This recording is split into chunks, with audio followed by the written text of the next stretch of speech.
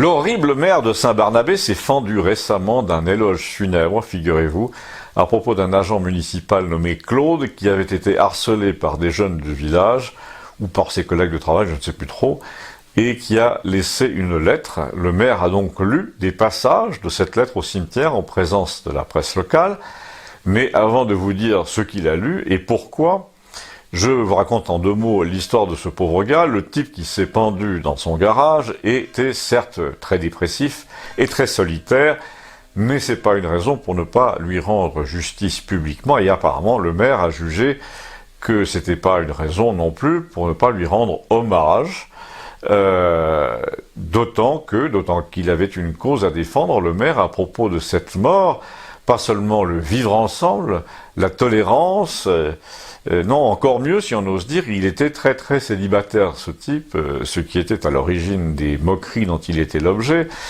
Sa lettre d'adieu complète a été publiée dans son intégralité par la sœur du défunt et glissée dans les boîtes aux lettres en guise de protestation. Alors pourquoi de protestation ?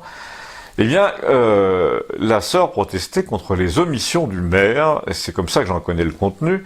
Alors vous allez me dire, raison de plus, le maire de Saint-Barnabé pouvait en faire des tonnes à propos de la différence, etc. Mais non, le maire de Saint-Barnabé, qui est un opportuniste quand même de la pire espèce, plutôt que de faire son intéressant à propos du harcèlement, d'un malheureux qui avait une vie sentimentale compliquée, donc de toute la part privée de l'histoire, plutôt que de défendre la diversité, comme on dit maintenant, pour plaire aux gens de Paris, au ministère, etc., il a passé la chose sous silence pour ne pas déplaire aux gens d'ici, tout simplement, alors que la lettre parlait explicitement, principalement de ça, puisque le harcèlement pour raison de mœurs spéciales était décrit comme la cause du suicide. Et le maire a caché aussi que cette lettre disait que Dieu, et c'est même le plus important, Dieu allait tout pardonner un jour, et le malheureux s'en remettait à la bonté du Christ pour l'accueillir, disait-il, au ciel, car il était très pieux. Donc résumons, nous avons là un maire qui joue des coudes moralement déjà pour honorer la mémoire de quelqu'un, d'un pauvre bougre qui s'est tué par désespoir. Ce maire, absolument sans pudeur, monte sur une marche qui était presque imprévue pour prononcer 3 mots au cimetière. Il lit certains passages de la lettre d'adieu, ce qui l'arrange, où il est question de défaut de bienveillance, de tolérance, etc. Il fait en somme de la prophylaxie sociale selon tous les préceptes et avec tous les mots d'ordre des médias modernes, le tout sur le dos d'un mort. Il dit à tout le monde que le message de cette mort ne restera pas vain, qu'il sera entendu par les générations futures, par les populations de la nouvelle Europe, celle que nous voulons construire, etc. Enfin, que sais-je, il parle d'esprit républicain, le délire habituel, quoi. C'est tout juste s'il ne nous parle pas des fameux extrêmes qui reviennent à toutes les sources.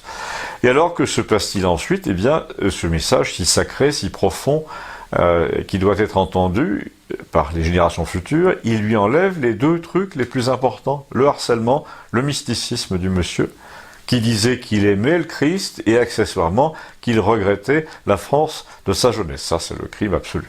Donc, que reste-t-il ? Mais presque rien. Il reste un maire cinglé qui tire à lui la couverture de la mort d'autrui pour essayer de ramasser des voix sur le thème de l'Europe future, de la diversité bienheureuse, et qui cache toute allusion religieuse, toute allusion à la vie privée du défunt, alors que c'est l'essentiel de la lettre qu'il a laissée.